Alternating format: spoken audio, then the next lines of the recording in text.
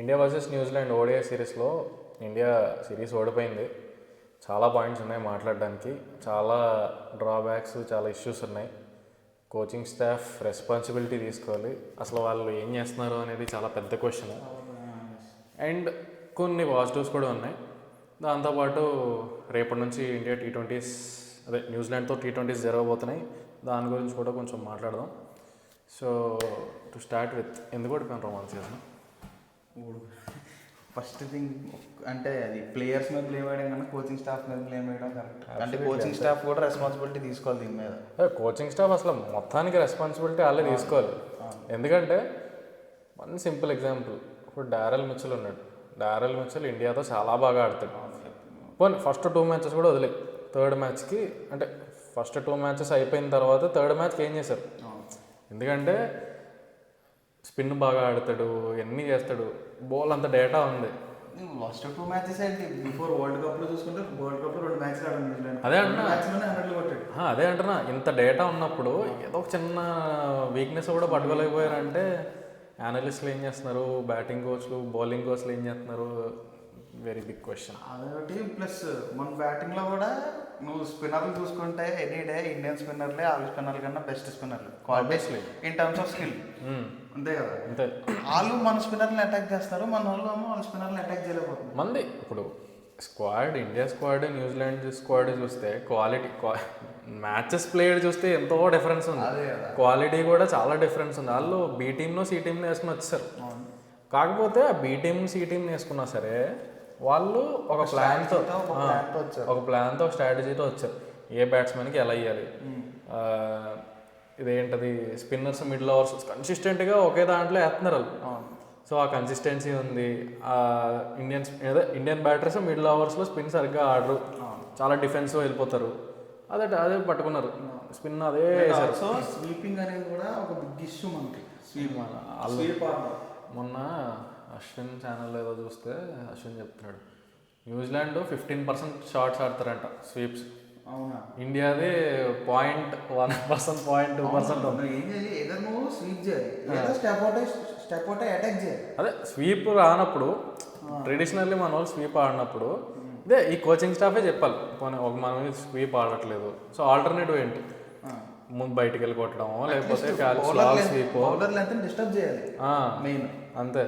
అదే కదా అప్పుడు ఎవడు డారెల్ మిచెల్ కుల్దీప్ యాదవ్ వేసిన ఫస్ట్ బాల్ బయటకు వచ్చి కొట్టేశాడు 6.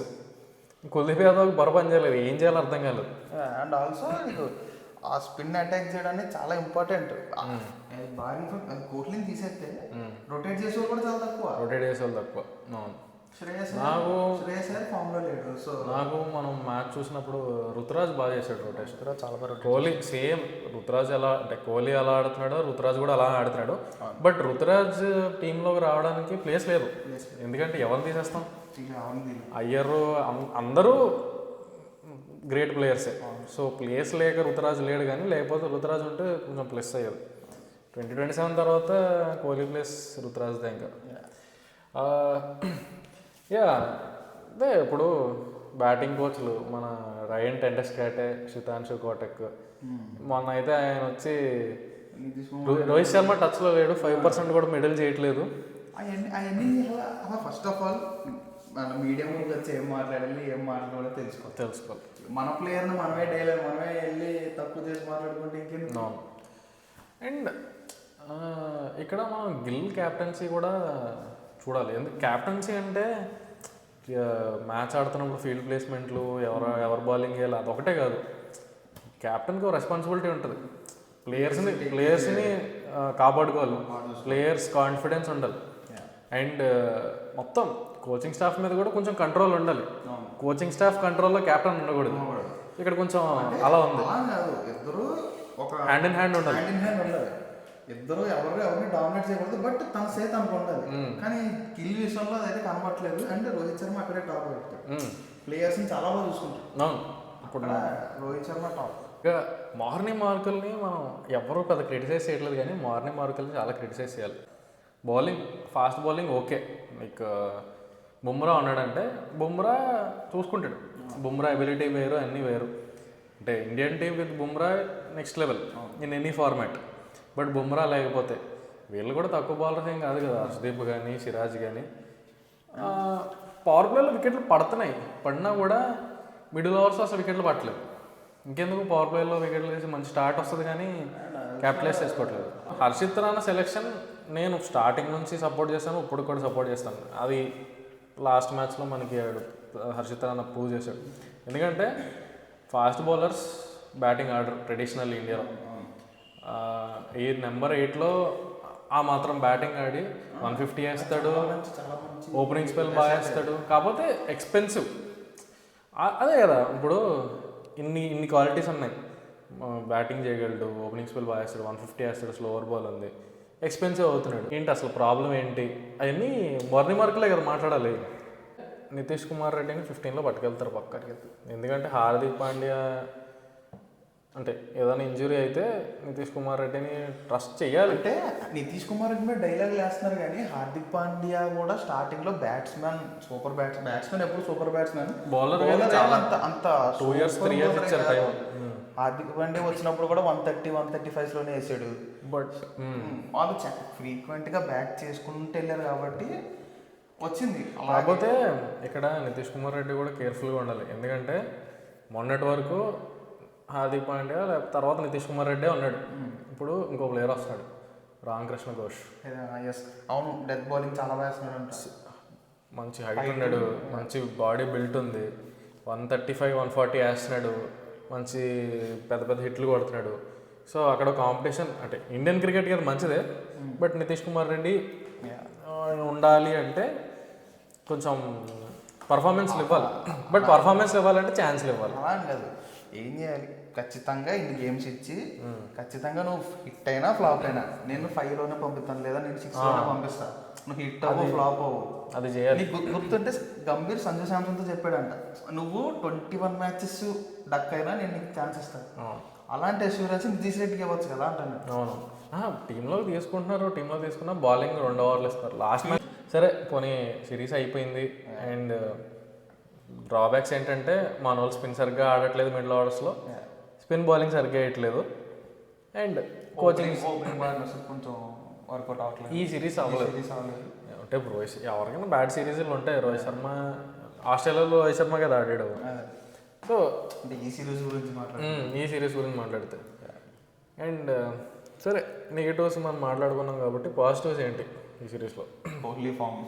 కోహ్లీ ఫామ్ అసలు ఆ 2 డక్కల తర్వాత మొత్తం 2016 తగలెట్టేస్తున్నాడు. So Kohli form and weakness అనేది కూడా ఇప్పుడు లేదు ప్రస్తుతానికి. ఇంతకుముందు లెగ్ స్పిన్నర్లకి అయితే అయిపోయాడు. ఇంకొకటి నేను అబ్జర్వ్ చేసింది ఏంటంటే ఒకప్పుడు వెళ్ళినట్టు బాల్ కోసం ముందుకెళ్ళట్లేదు, స్టెప్ అవుట్ అయిపోతున్నాడు. ఖచ్చితంగా అదే ఇంకా ఓన్లీ కవర్ డ్రైవ్ అని కాకుండా ఆ టెంప్టేషన్ కొంచెం తగ్గించుకొని బాల్ కోసం వెయిట్ చేస్తున్నాడు. ఇంతకుముందు అయితే ఓడిఐ క్రికెట్లో అసలు 20-30 బాల్స్ వరకు అసలు చాలా జాగ్రత్తగా ఆడి బాల్ పైకి లేకుండా, అంటే అప్పుడు మైండ్ సెట్ ఏంటి, నా వికెట్ చాలా ఇంపార్టెంట్ అది. ఇప్పుడు అలా లేదు. ఇప్పుడు మైండ్ సెట్ ఏంటి, అయిపోతే ఏదో బాల్ అయిపోతాను, రాసి పెట్టుంటే ఆ బాల్ అయిపోతాను, అప్పుడు ఛాన్స్ దొరికితే నేను బయటకు వచ్చి కొడతా అన్న దాంట్లో ఉన్నాడు అన్న. సో కోహ్లీ ఫామ్ చాలా ప్లస్. ఇంకోటి ఏంటంటే ఆస్ట్రేలియా సిరీస్లో రాహుల్ని 5 కానీ 6 ఆడించేవారు. 6 ఆడించాలా 5 ఆడించాలా ఒక డైలమా ఉండేది. ఇప్పుడు ఇంకా ఫిక్స్, ఇంకా రాహుల్ని 5 ఆడించాలి. He can play and he should play. Harshit Rana power ప్లేలో వికెట్ చేస్తున్నాడు, అదో ప్లస్. అవును, నువ్వు 2027 వరల్డ్ కప్ పిక్చర్లో చూస్తే హర్షిత్ రాణా డెఫినెట్ స్టార్టర్ అవుతాడు అనుకుంటున్నాను. ఎందుకంటే 4 సీమర్లు కావాలి, ఖచ్చితంగా 4 సీమర్స్ కావాలి అండ్ బ్యాటింగ్ డెప్త్ కావాలి. అది తను 2 ప్రొవైడ్ చేస్తాయి. అవును. సో హర్షిత్ రాణా కూడా ఈ సిరీస్ పాజిటివ్ మనకి. అదే బుమ్రా ఉంటాడు, హర్షిత్ రాణా ఉంటాడు, సిరాజ్ హర్షదీప్లో ఒకడు ఉంటాడు, ప్రసిద్ధ్ ఉండడు. ప్రసిద్ధ్ నో ఛాన్స్, ప్రసిద్ధ్ పెంచలే. హార్దిక్ పాండ్యా ఉండాలి, అప్పుడు కొంచెం పర్ఫెక్ట్ టీం ఉంటుంది మనది. దాని తర్వాత ఇంకోటి ఏంటంటే కుల్దీప్ యాదవ్ వీక్నెస్ ఎక్స్పోజ్ అవ్వడం, అంటే ముందే అవడం మంచిదే. ఎందుకంటే ఇప్పుడు ఈ 6 months వర్క్ చేసి ఆ ఇంగ్లాండ్లో మళ్ళీ ట్రై చేసి వరల్డ్ కప్కి ట్రై. కుల్దీప్ యాదవ్ క్యారెక్టర్ కూడా అదే, ఖచ్చితంగా తను వర్క్ చేసుకుంటాడు. ఒకప్పుడు ఓన్లీ స్లోగా వేసేవాడు, దాన్ని క్యాచ్ చేసిన తర్వాత తను ఇంప్రూవ్ అయ్యాడు, పేస్ పెంచుకున్నాడు. సిరీస్లో ఇంకొక పాజిటివ్ ఏంటంటే అక్సర్ వర్సెస్ జడేజా ఉండేది, అక్కడ ఇంకా క్లారిటీ వచ్చేసినట్టే. జడేజా సెంచరీ కొట్టి పుష్కర్ కాలం అయిపోతుంది. సెంచరీ హాఫ్ సెంచరీ ఇండియాలో హాఫ్ సెంచరీ ఇండియాలో కొట్టి, అండ్ బౌలింగ్ కూడా అంత ఎఫెక్టివ్ లేడు. లాస్ట్ 6 మ్యాచెస్లో ఒక వికెట్ తీసాడంట. జడేజాకి last series worst series, New Zealand series తన కెరీర్లోనే వర్స్ట్ సిరీస్ ఓడిఎస్. అంటే ఇంకా రిటైర్ అయిపోవాలా ఓడే క్రికెట్ నుంచి అంటే ఏమో చెప్పలేం. ఇప్పుడు ఫర్ ఎగ్జాంపుల్ అక్సర్కి ఏమైనా ఇంజరీ అయితే జడేజా ఉంటాడు, బట్ అక్సర్ ఆర్ జడేజాలో Axar will be preferred. Axar place at 6 fix.